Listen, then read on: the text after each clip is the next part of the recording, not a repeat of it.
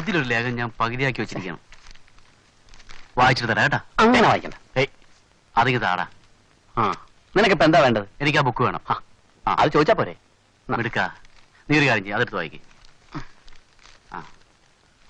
പിന്നെ പുതിയ ഒരെണ്ണം വന്നിട്ടുണ്ട്. ഇതാ. അയ്യോ എന്താ ഇതെന്താ?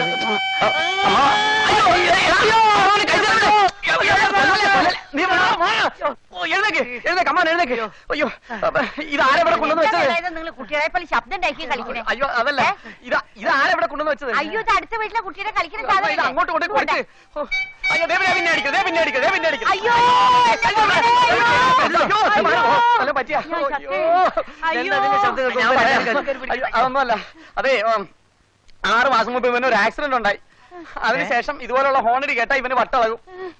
അയ്യോ എന്നിട്ട് എന്താണ് നീ ഇത്ര കാലം പറയാതിരുന്നേ? അത് പറഞ്ഞ ഇവൻ എന്നെ എഴുതി കയറി പിടിക്കും. അയ്യോ എന്റെ പോലെ കാണിക്കണം. വേഗം കൊണ്ട് കാണിക്കണം. അയ്യോ ഇതിപ്പോ ഞങ്ങളായിട്ടല്ലേ, വേറെ വല്ലവരാണെങ്കിലോ? അതെ അതെ അതെ. ഇവനാണെങ്കിലും സൈക്കാട്രിസ്റ്റ് കാണിക്കണം. ഇയാളെ നീ പറ്റിക്കോ ഈശ്വര.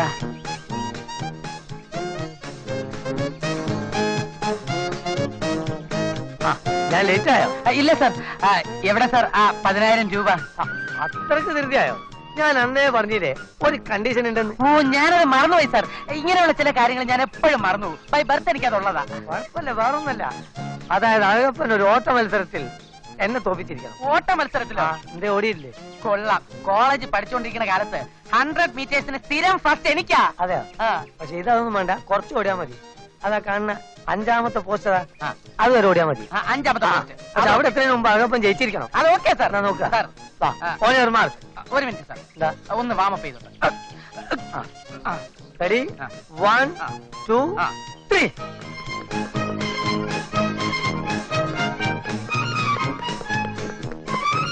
ഒന്നും ചേട്ടന്മാരെ എന്റെ പേഴ്സ് പോക്കറ്റ് അടിച്ചിട്ട് ഓടിയാണ്. ഒന്ന് പിടിക്കും. 10,000 രൂപ എനിക്ക് കിട്ടി.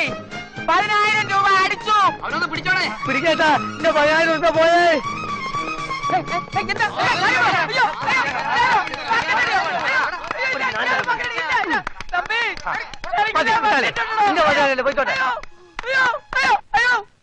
അതൊക്കെ ഇരിക്കട്ടെ. ഗൗരി എനിക്ക് ഇഷ്ടമായി. എനിക്ക് തങ്കച്ചി വല്യമേ. ഞാനിവിടെ ഒറ്റയ്ക്കിരുന്ന് ബോറടിക്കുമ്പോ ഗൗരി വരുന്നത് എനിക്കൊരു ആശ്വാസമായിരിക്കും. ഒഴിവ് ദിവസങ്ങളിൽ വീട്ടിൽ ഒറ്റയ്ക്കിരുന്ന് ബോറടിക്കുന്നതിനേക്കാൾ ഭേദം തങ്കച്ചി വല്യമ വന്ന് കാണാമെന്ന് ഞാൻ തീരുമാനിച്ചു. അതാ വന്നേ. ഗൗരിയെ പോലെ ഒരു നല്ല അയൽവാക്കം കിട്ടിയത് എന്റെ ഭാഗ്യം. എനിക്ക് ആകെയുള്ള ഒരു മകൻ വിനോദ്. അവൻ ക്രൈംബ്രാഞ്ച് ഉദ്യോഗസ്ഥനാ. ഒരു പ്രത്യേക ടൈപ്പാ. പിന്നെ അനിയും വേലായുധം തമ്പി ചുറ്റിക്കറങ്ങി നടക്കുന്നു. നാട്ടിൽ നിന്ന് 2 അന്തരവന്മാർ വന്നിട്ടുണ്ട്, രാകേഷും രമേശും. ശങ്കു ഒന്നിങ്ങി വന്നേ. ഇവനാണ് ഞങ്ങളുടെ ശങ്കു. ഇവൻ ഞങ്ങളുടെ ബാല്യക്കാരൻ മാത്രമല്ല, സെക്യൂരിറ്റി ഗാർഡ് കൂടിയാണ്. കരാട്ടയിൽ 5th ഡിഗ്രി ബ്ലാക്ക് ബെൽറ്റ്. സൂക്ഷിക്കണം. പുള്ളി കൊള്ളാമല്ലോ. ശങ്കു നീ പോയി കുടിക്കാൻ എന്തെങ്കിലും കൊണ്ടോ. അമ്മായി അളിയാ, ഇതാ ഞാൻ പറഞ്ഞത്. തങ്കച്ചോലമ്മേ, ആരാ ഇത്? ഇത് എന്റെ അന്തരവ് രാകേഷ്. ഹലോ. ഇത് ബാല്യകാല സഖി ഓമന. ഞാൻ പോയിട്ട് പിന്നെ വരാം. ശരി. അമ്മായി ആ പോയതാരാണ്? അത് നമ്മുടെ അയൽപക്കത്തെ മാളഭട്ടിന്റെ മകളില്ലേ, പേര് ഗൗരി. നമ്മുടെ മാളഭട്ടിന്റെ? നമ്മുടെ മാളഭട്ട. മാളഭട്ടിന്റെ പേര് കൊള്ളാം, ഗൗരി. ശരിയാ, നല്ല പേരാ, ഗൗളി. ചുമരിടാ. ചളമാക്കല്ലേ. നിങ്ങൾ അകത്തേക്കല്ലേ, എന്തെങ്കിലും കഴിക്കാൻ നോക്ക്. അയ്യോ വേണ്ടാമായിരുന്നു. അമ്മായി അവന് വേണ്ട, എനിക്ക് നല്ല വിശപ്പുണ്ട്. അമ്മായി ആഹാരം എടുക്കുക. എന്നാ ഞാൻ കൂടെ വരാം. അല്ല രമേശ് എവിടെ? അവനിപ്പോ രമേശ് ഒന്ന് കറങ്ങാൻ പോയതാ. റേഡിയല്ലേ, അവൻ ഇറങ്ങാൻ പോയൊന്നും അല്ല അമ്മായി, അവനാള് മുങ്ങിയതാ. ഇനി എവിടെ പൊങ്ങുമോ എന്തോ ദൈവത്തിനറിയാം. ഞാൻ പോയിട്ട് നിങ്ങൾക്ക് ആഹാരം എടുത്തു വെക്കാം. നിന്നോട് ഞാൻ പറഞ്ഞിട്ടുണ്ട് അമ്മായിയുടെ മുമ്പിൽ വെറുതെ ഷൈൻ ചെയ്തതെന്ന്. മൂച്ചടിച്ചാ ഇന്നലെ അടികൊണ്ട് വരെ അമ്മയോട് പറഞ്ഞു കൊടുക്കും. ഗൗരി അച്ഛനെവിടെ? അപ്പ കടയിലാണ്, ഉച്ചയ്ക്ക് വരും. എന്ത് ജാനകി വല്യമ്മേ? 2 ദിവസമായിട്ട് മോളെ കാണുന്നില്ലല്ലോ. പരീക്ഷയായിരുന്നു അതാ. ആ ആ അപ്പ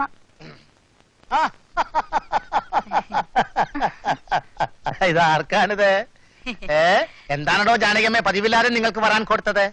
അടുത്ത ഞായറാഴ്ച എന്റെ 60ാമത്തെ പിറന്നാളാണ്. അതുകൊണ്ട് അച്ഛനും മോളും ചേട്ടനും പ്രത്യേകിച്ച് വരണം. എന്താ പൊണ്ണേ, ജാനകിയമ്മയുടെ കല്യാണത്തിന് വരാൻ കൊടുത്തില്ലെങ്കിൽ പിന്നെ വേറെ ആരുടെ കല്യാണത്തിന് വരാൻ കൊടുക്കാനാണ്? അയ്യോ കല്യാണല്ല, പിറന്നാള്. രണ്ടും ഒന്ന് തന്നെയാണോ? കല്യാണം തന്നെയാണ് പിറന്നാള്. മോള് പോണോട്ടോ. മോള് പ്രത്യേകിച്ച് വരണം കേട്ടോ. ശരി വല്യമ്മേ. ആ പപ്പടവും പ്രഥമനും എല്ലാം ഉണ്ടാവും. തിന്നാൻ കൊടുക്കാനായിട്ട് പാവം.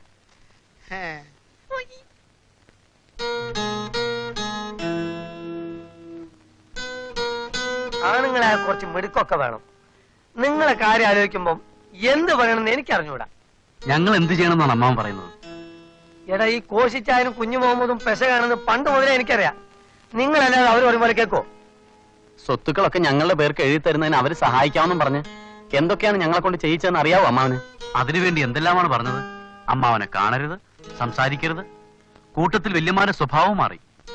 സ്വയം അധ്വാനിക്കണമെന്ന് കേൾക്കുമ്പോൾ സന്തോഷിച്ച് സ്വത്തുക്കൾ ഞങ്ങൾക്ക് എഴുതി തരും എന്നൊക്കെ പറഞ്ഞ് തെങ്ങും തോപ്പിൽ ഞങ്ങളെ കൊണ്ട് രാപകൽ പണിയെടുപ്പിച്ചു. അതിൽ നിന്നെക്കാളും എടുക്കാൻ ഞാൻ തന്നെയാ. ഞാൻ ഒരു പണിയെടുത്തിട്ടില്ല. പിന്നെ ആരും ഞാനാ പണിയെടുത്തത്? നീയല്ലേ? നീ അതൊന്നും പറയാൻ നിൽക്കണ്ട. കഴിഞ്ഞതൊക്കെ പോട്ടെ, ഇനി വരാൻ പോകുന്നതിനെ പറ്റി സംസാരിക്കാം. ഇപ്പം പറയുന്നതാ ശരി. എന്നെ ഇവനെ അവന്മാര് എന്തുമാത്രം ദ്രോഹിച്ചിട്ടുണ്ടെന്ന് അറിയോ നിങ്ങൾക്ക്? എങ്ങനെ? അതൊക്കെ പഴയ കഥയാ. അതൊന്നും ഇനി പറഞ്ഞിട്ട് കാര്യമില്ല. നീ ഒന്ന് പറഞ്ഞു കൊടുക്കേണ്ട വേല ഇതാ. അതിന് വരെ കിട്ടിയിട്ട് വേണ്ടേ? രാവിലെ എണീറ്റ് പോകും കറങ്ങാൻ. അല്ലെങ്കിൽ ഈയിടെയായിട്ട് ഇവന് കറക്കം കുറച്ച് കൂടുതലാ. വേണ്ട വേണ്ട, എന്നോടും കൂടിയാ. തിരിച്ചു വരുന്നതോ പാതിരാത്രിക്ക്. ആര് പറഞ്ഞു? ആരും ഒന്നും പറയണ്ട, എല്ലാം ഞാൻ കാണുന്നുണ്ട്. ഇനിയെങ്കിലും ജീവിതത്തിൽ ഒരു ഉത്തരവാദിത്തം ഉണ്ടെന്ന് മനസ്സിലാക്ക്. എല്ലാം നിങ്ങളുടെ നന്മയ്ക്ക് വേണ്ടിട്ടാ. ആർക്കും ദേഷ്യമൊന്നുമില്ലല്ലോ. അയ്യോ, വല്യമ്മായിയോട് ഞങ്ങൾക്ക് ദേഷ്യോ? എങ്കിൽ പിന്നെ വല്യമ്മയുടെ 60ാം പിറന്നാളാണ്. ഞങ്ങളെല്ലാം നേരത്തെ വരുമോ? ആ സമയം കുറയായി, കിടന്നുറങ്ങണം. നാളെ കുറച്ച് പണിയുണ്ട്. നാളല്ലേ പിറന്നാള്.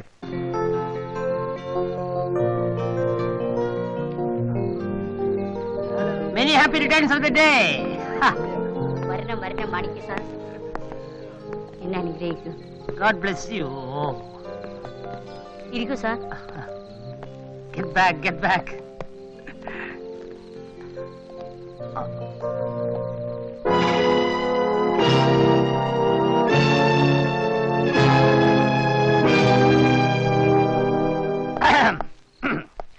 ലേഡീസ് ആൻഡ് ജെന്റ്സ്, ബഹുമാനപ്പെട്ട സുഹൃത്തുക്കളെ, നമ്മുടെ പ്രിയപ്പെട്ട ജാനകിയമ്മ തങ്കച്ചി വല്യമ്മയുടെ 60ാം പിറന്നാൾ ആഘോഷിക്കുന്നതിന് വേണ്ടിയാണ് നാം എല്ലാവരും ഇപ്പോൾ ഇവിടെ കൂടിയിരിക്കുന്നത്. നിങ്ങളെ ഏവരെ സന്തോഷിപ്പിക്കുന്നതിന് വേണ്ടി ഇപ്പോൾ നമ്മുടെ പ്രിയപ്പെട്ട വല്യമ്മ ഒരു പാട്ടിടാൻ കൊടുക്കണേ. ആൾ പാട്ട് പാടുന്നതായിരിക്കും. ഒരു പാട്ടിടൂ.